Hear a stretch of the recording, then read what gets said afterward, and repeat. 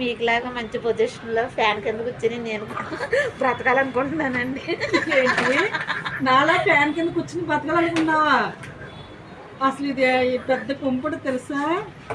తల మీద పెద్ద ముళ్ళ కిరీటం పెట్టుకున్నాను నేను. నువ్వు కూడా అలా పెట్టుకున్నావా ఏంటి? ఆయన కుంపుడే. అంటే టైలరింగ్ నేర్చుకోవడం వేస్ట్ అంటారా? టైలరింగ్ నేర్చుకోవాలి. కాకపోతే ఇదే ఆధారం. రేపు పొద్దున్న పెళ్ళైన తర్వాత లైఫ్ ఎలా ఉండదు చెప్పలేం కదా. అన్ని భర్త మీద ఆధారపడలేం కదా.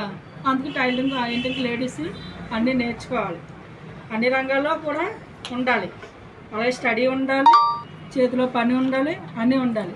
రేపు పొద్దున్న లైఫ్ ఎలా ఉండదు చెప్పలేం కదా. నువ్వు అనుకుంటున్నావు నేను ఫ్యాన్ కింద కూర్చున్నా అనుకుంటున్నావు. ఇది ఎంత టెన్షనో తెలుసా? ఫ్యాన్ కింద కూర్చున్నట్టు కనిపిస్తుందా? అందరూ అలాగే అనుకుంటున్నారు. నేను ఫ్యాన్ కింద చక్కగా కూర్చున్నాను, షాప్ మెయింటెనెన్స్ చేస్తున్నాను అనుకుంటున్నారు. చుట్టాలేంటి నువ్వు కూడా అలాగే అనుకుంటున్నావు. బాగుంది, చాలా బాగుంది. అందుకే నువ్వు కూడా నేర్చుకున్నావు. నాలా ఫ్యాన్ కింద కూర్చోవచ్చు. అంతే కదా మేడం గారు, నేను నేర్చుకుంటున్నాను ఇప్పుడు. నేర్చుకో, బాగా నేర్చుకుని చక్కగా నాలాగా నువ్వు కూడా ఫ్యాన్ కింద కూర్చోవాలి. నాలాగా నువ్వు కూడా ముళ్ళు కిరీటం కొన్ని టెన్షన్స్ పెట్టుకోవాలి.